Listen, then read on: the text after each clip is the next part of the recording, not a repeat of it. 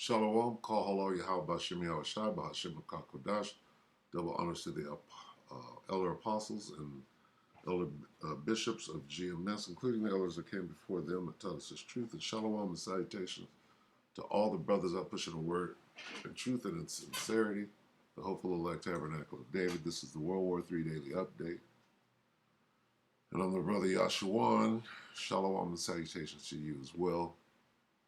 All right, so this is dealing with World War III. Start at 9. Joel 3 and 9, proclaim ye this among the Gentiles. Prepare war, wake up the mighty men. Let all the men of war draw near, let them come up. All right, so this is all the nations, okay? Most High is gathering all nations, all right? Or for that matter, the armies, okay? I will gather the armies of the world into the valley of Yahweh Shaphat, all right? The armies of all nations, meaning World War III. What do armies do? Do they sit around sing and dance with each other? No. All right, maybe on Christmas, like in what's this guy's name? Death Cab for Cutie. What's his name? Paul McCartney video, right? But other than that, they're going to be laying down fire on each other. All right, so we're going to keep this short today. We're going to let old Dina Calmetta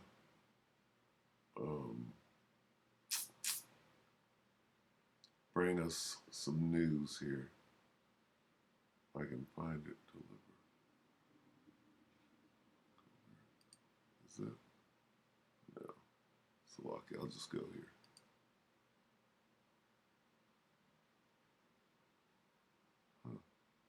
Content. Salaki, hold on. On the brink. How about this? All right, here we go. So this is Dina Amelia Calmetta. And today, I believe, on the brink of World War III, Russia, U.S., NATO, Venezuela, China, Taiwan, Japan, South and North Korea, Iran, and it sounds like World War to me. All right, and this is 12 minutes. We might watch it all, we may not. We'll see. All right, here we go. And with that said, let's get started with the show. We have so many headlines to talk about today in regards to the prophecy, wars and rumors of wars. So I'm going to do my best to bring you as many headlines as I can in the time allotted for this show. And so with that said, let's start with Russia. It is being reported that Russia is holding war games in Venezuela, which of course is sending alarm signals throughout Latin America. The international war games have been held yearly since 2015, and Venezuela has participated from its beginning. But this year's games are the first held in Latin America and include participants from Cuba, Bolivia, and Nicaragua, forces from Burma, Belarus, China, India, Pakistan, and Indonesia, among others, also participate in the competitions. That spells World War. What are they doing? Training together. Right? When you go to football practice, right, what are you doing? Well, for that week, that particular team, that's who you're going up against. So you're studying, preparing to go take them and whoop that ass. All right, so this is what you see right here. What are they training for? They're training to come against their enemies, the Allied forces on the other side. It goes on further to report that although the numbers of soldiers present in Venezuela have not been disclosed, experts estimate that they could add up to hundreds of troops, given that in previous war games countries participating neared 30. The competitions, which in the past have tested detachments of tanks, artillery, and amphibious operations, are scheduled to last until August 27th and show the willingness of Venezuela's regime to turn it into a platform for a series of anti-American activities. Finally, it reports that Venezuela's relationship with Russia is already extensive, and the games seek to expand it further. By holding these games in Venezuela, Russia is telling the United States that I can almost come to your backyard. You want to go into the Baltic countries in Ukraine and in the geohistorical spaces of Russia? Well, I also get into your spaces. And that was a quote from Perez Villalobos. And I hope I pronounced that right, but there you have it. If we're going to go into Russia's backyard, they're going to come into our backyard and play these games with our enemies, aka Venezuela. In the meanwhile, Russian Deputy Foreign Minister stated on Friday that statements from Ukrainian officials about striking facilities in Crimea mark an escalation of the conflict openly encouraged by the U.S. and its NATO allies. He said that Russian officials had warned the U.S. against such actions in phone calls with high-level members of the Biden administration, adding that deep and open U.S. involvement in the war in Ukraine effectively puts the U.S. on the brink of becoming a party to the conflict. In spite of the latest incidents, a Western official said that the war is at a near operational standstill, with neither side able to launch major offensives. But later on Friday, a Ukrainian official said that 2 civilians were wounded by Russian shelling of the Ukrainian communities neighboring the nuclear plant, the latest in a long string of such shelling accusations over the past weeks. And now they're keeping a close eye on this nuclear plant because obviously this could be a huge disaster. In fact, a senior official at the Ukrainian presidential office told reporters that the threat of an environmental catastrophe is on a global scale and remains due to the periodic shelling of the plant. And tensions have escalated even further after a car bombing outside Moscow on Saturday night, which took the life of the journalist Darya Dugina, and I hope I pronounced that right, was orchestrated and carried out, according to Russia, by Ukrainian secret services. Apparently, she was killed while returning from a conservative family festival held in the Moscow region. She was the daughter of an anti-Western author and political commentator, Alexander Dugin. And this is going to up the stakes. They're going to retaliate for this. Okay? When you start killing people's family, all right? Alexander's like, what? If he's Putin's brain, or Putin's Rasputin, as they're trying to say, what's he going to tell Putin? That, hey, you got to do something about this shit. You got to drop some, micro news about my daughter. Father, she was known for her vocal support of the Russian military operation in Ukraine. Now, of course, Ukraine has continued to deny that they had anything to do with this. But this certainly rises tensions between Russia and Ukraine. Now, with that being said, the Jerusalem Post is reporting that the Russian defense minister stated that they are mass producing Zircon missiles. He said that we have actually put it into service. This year, it will be documented. Now, on July 31st, the Russian president said that the hypersonic missile would be deployed in the coming month. 3 days prior, TASS specified that the Zircon would be deployed on surface ships as early as September. In addition, the production of the Kinzhal hypersonic missile would also continue. The KH-47M2 Kinzhal, or Dagger missile, is an air-launched weapon, whereas the new Zircon is a naval weapon. An air-to-ground version is also in development. Both hypersonic missiles are nuclear warhead capable. The Russian defense minister also announced at the Army 2022 forum contracts worth 500 billion rubles for items including the supply of the S-500 anti-aircraft missiles and the RS-28 Sarmat intercontinental ballistic missiles. So according to this report, Russia isn't slowing down not one bit. In fact, it looks like they are preparing for a much larger conflict. Now, in addition to that, the UK's top other ranked soldier has said that British troops must be ready to fight Russia and should prepare their families for the prospect of an extended deployment. His advice comes after the UK's new head of general staff said that the British forces must become capable of defeating Russia in battle. Writing for the latest issue of British Army Soldier magazine, Warrant Officer Paul Carney said that the Army is shaping itself to meet the threat from Russia and will be ready with the right equipment to play our part in deterring a future war in Europe. He continued that deterring in this case seemingly means deploying. I want us all to be physically fit for operations, and it is also important we prepare loved ones and families who often have the hardest role in our absence. My ask is that you have discussions about a potential deployment with them now. We could be out of contact for extended periods on tour. In the meanwhile, it's being reported that 2 U.S. Air Force B-52 bomber jets will fly over the Balkans later on Monday in a show of commitment to NATO allies. The U.S. Air Forces in Europe said in a statement that the purpose of each flyover is to demonstrate U.S. commitment and assurance to NATO allies and partners located in southeastern Europe. NATO allies are also sending ships and jets to bolster the alliance's eastern flank in response to the war in Ukraine. What is America doing in Europe right now? Instead of being at home, right, defending America, what are they doing? Yeah, you got allies and all of that, but where is this going? Okay, America is known as Babylon the Great in the Bible. Okay, and there's also quotes in the Bible that go, Babylon is fallen. Okay, and it ain't talking about Iraq. It's talking about what's going to happen here.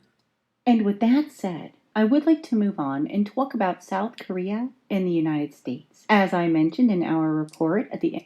Who? South Korea and the United States. Who split Korea up in the first place? How is there a South Korea and a North Korea, and the South Koreans are on the side of the United States? How is that? Who went over there and split that thing down the middle? How come Koreans just can't handle that? Is there a North America and South America, and I mean within the United States? Okay, there's a left and a right, but nobody from a different country can come over, well, we're backing the Republicans. If Vladimir Putin could come over here and say, well, we're down with the Republicans in the United States, so we're going to split the country down the middle. You understand? What the hell is that? Okay. No, it's Korea. It's not North and South Korea. Times news report that was released just yesterday with Susan Davis, South Korea and the United States will resume military exercises, the largest since 2017. The South Korean Defense Ministry claimed the allies would stage 11 field training programs involving thousands of soldiers this summer. North Korea, however, called the joint drills a rehearsal for invasion and fired 2 cruise missiles from the West Coast last week when Washington and South Korea kicked off their preliminary training for the exercises. It goes on finally to report that North Korea has conducted a record number of missile tests this year, involving over 30 ballistic launches, including the country's first demonstrations of intercontinental ballistic missiles in nearly 5 years. You hear that? So let's do the math. Okay. America is in Eastern Europe right now, when they should be at home. America is in the Middle East, the Valley of Yehoshaphat, or what you know as Jehoshaphat, right? Over there in Syria, all right? In Iraq, with all their army bases. What are they doing over there? That's not America, okay? America is in Taiwan,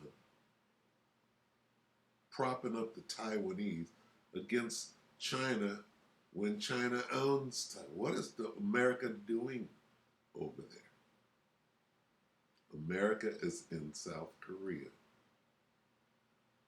It's not the South Koreans over there about to fight the North Koreans. No, it's the Americans. Okay. Over there in Israeli. Okay, Israeli, right, ain't gonna fight. They got a couple of nukes. They're dependent on the United States. Now, why did Rome fall? Why did ancient Rome fall? Because they spread themselves too thin.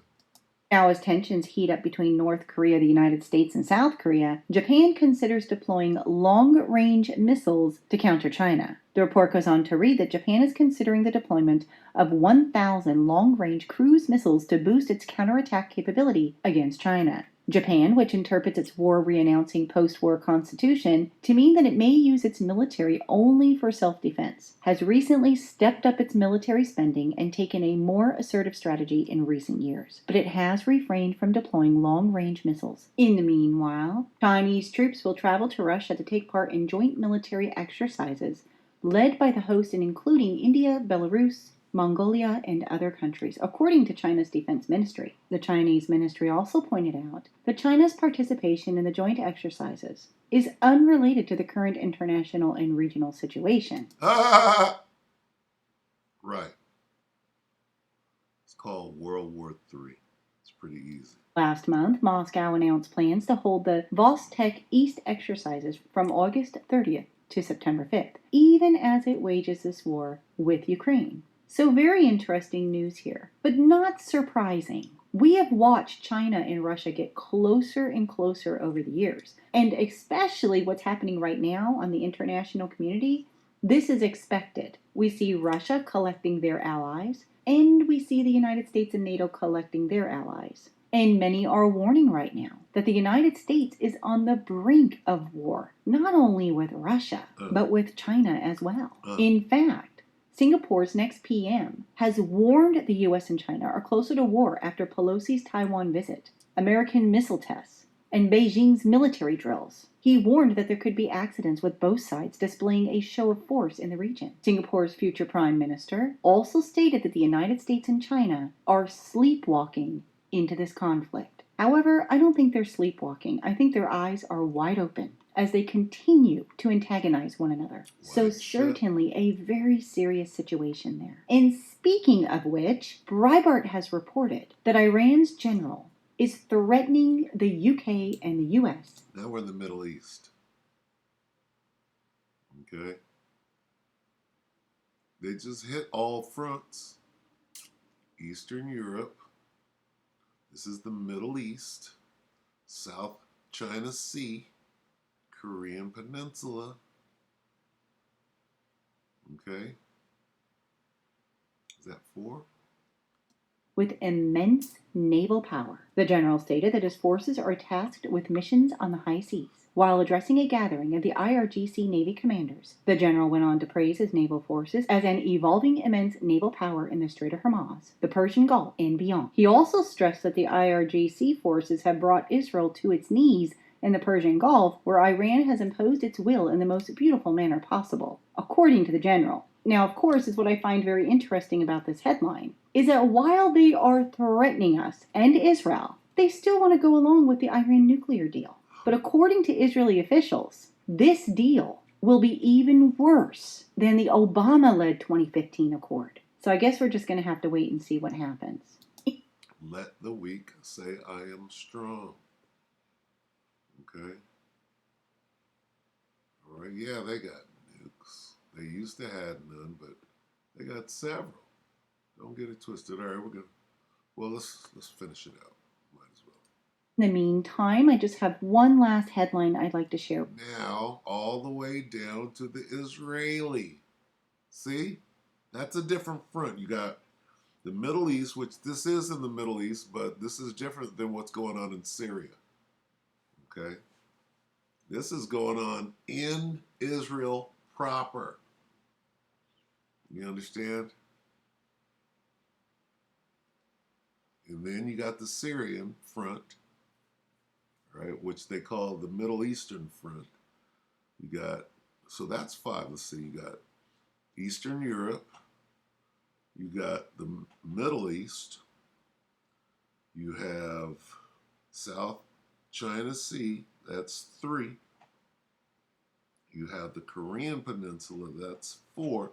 And then you have Israel proper. That's a whole different front. Now, what happened to ancient Rome? They spread themselves too thin. Israel, the Israelis fully expect America to fight their battles. So don't get it twisted.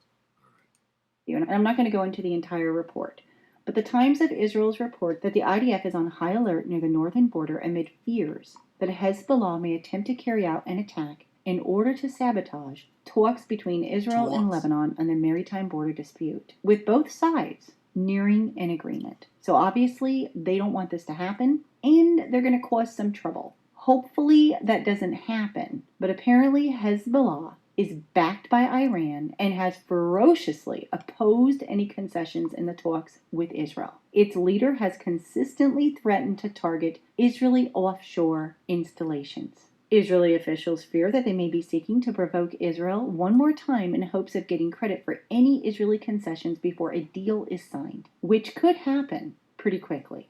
So I guess we're just going to have to wait and see what happens there. So I know I gave you guys a lot of headlines today. I'm just trying to get you caught up on the most important ones in the last few days or so. And we're caught up. I think we're caught up. All right, so let's get a couple of precepts on the way out. We'll start with Revelation and World War III, just to let you know what's actually going on. Revelation 11 and 14. The second woe, World War II, is past, and behold, the third woe, World War III, cometh quickly. What did we just watch? We just watched this. Back to where we started. Joel 3 and 9. Proclaim ye this among the Gentiles. Prepare war. Wake up the mighty men. Let all the men of war draw near. Let them come up. Okay. Beat your plowshares. Get your weapons ready. Beat your plowshares into swords. And your pruning hooks into spears. And here's Iran. Let the weak say I am. This is Iran. Let the weak say I am strong. This is North Korea. Let the weak say I am strong. Okay? This is Syria. Let the weak say I am strong. All right? Well, who is the strong? It was Babylon the Great. Okay? The USSR was strong, and then they were splittered up. Now they're saying I'm strong again. All right? Anyway, so with that, try to keep it short on Monday. Anyway, we hope that the elect will edify you, brothers and few sisters, that we can say shalom.